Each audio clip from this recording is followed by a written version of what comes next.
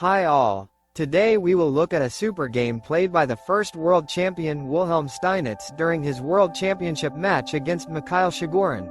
In this game, Steinitz played white and began the game with the move e4. Shigorin responded with e5, and after the initial moves a Spanish party was formed on the board. White creates indirect pressure on the central pawn e5 and, if necessary, will be able to exchange his bishop for the enemy's knight and be left with excess material. Black is currently attacking the e4 pawn. White strengthens this pawn with his infantryman. Black does the same, and here, with the continuation of c3, Steinitz prepares, if necessary, for the pawns to capture the center with the move d4. Shigorin fiancés the bishop on a large diagonal in order to exert piece pressure on white's center, which will result when white moves to d4. Next, Steinitz develops a minor piece. Black prepares castling. White plays knight f1. They are not in a hurry to castle yet. They want to transfer the knight to square e3, from where it will put pressure on the weakened point d5, as well as on square f5. Of course, it is more logical here to simply castling to the short side and preparing a breakthrough in the center of d4. After the move knight f1, Shigorin rockers. White plays bishop a4 here, a preventive move in order to, if necessary, transfer the bishop to square c2 and protect your center. Black moved the knight d7 here. Well, we see that white delayed castling to the short side. Accordingly, black has an advantage in development here, and we know that in such situations it is necessary to strive to open the center where the white king is located. In view of these considerations, the move d5 with the opening of the game in the center deserved attention. The d7 knight is too slow. Now white plays the e3 knight, establishing strong control over the d5 square. Shigorin is also trying to move the knight to square e6, but there is no particular point in this, and we will now understand why this is so. So the attacked bishop retreats to square c2, black moves the knight to e6, and white begins a pawn assault on the king's side. This flank is weakened by the position of the pawn on the g6 square, which now becomes a hook for attacking the h-pawn and opening the h-file with a subsequent attack on the black king. That is, this construction leads to some weakening of the black squares in the opponent's position, and, as I already said, the pawn on g6, this is a hook. That is, such a typical technique is often found in the Sicilian defense in the dragon variation.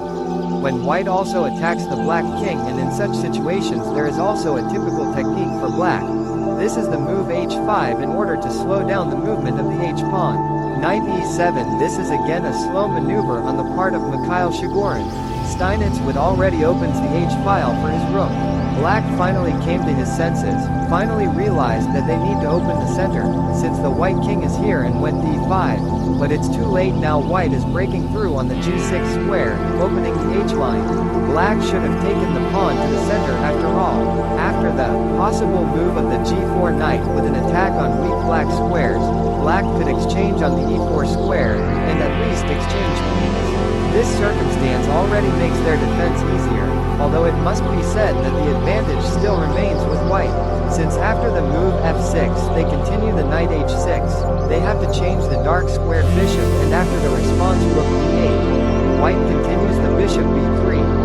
They have the advantage of two bishops in an open position, and, of course, they retain a certain advantage here. The capture of the f-pawn, which happened in the game, is a mistake, since the white diagonal is exposed, where the light squared bishop will soon land. Steinitz changes to square d5 in order to open this diagonal. Black takes the knight, an exchange occurs in the center, continuation of bishop b3, and after the queen retreats, white plays queen e2, putting pressure on the isolated pawn e5. Black does not pay attention to this, finishing the development of minor pieces, since in order to capture e5 on the square, it is necessary to take into account the counterattack of queen g2 and an attack on the white rook. That's why Steinitz doesn't take on e5, and he also prepares castling on the long side in order to launch an attack on the king side in his ideal edition. After the move bishop e3, the king retreats to h8. White rocked, and here Shigorin plays rook e8 with the idea of defending the pawn located on the square e5, but Steinitz unexpectedly plays queen f1 here, a quiet move that prepares an interesting victim. After move a5, it is clear that with versatile castlings, both sides tend to attack the enemy king. White aims to attack on the king side. Black strives to open the queenside and get to the white king. It is clear that black's attack is clearly late, and here white begins to open the center d4. Their task is to open the diagonal d4 h8 and get to the black king. After capturing d4 on the square, and the move d5 was threatening here, winning a piece, so Shigorin changes to d4. White penetrates with the knight, and, after a counter-strike, the bishop d4, an unexpected exchange sacrifice, and now the return capture of the knight d4 follows. An excellent combination that I suggest you find by pausing the video. So I hope you found this combination. It starts with a powerful blow rook h7, the sacrifice of the rook and the black king has to take.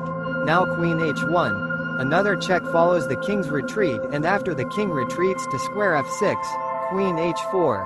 Everything is forced. As a result, the black king receives a forced checkmate.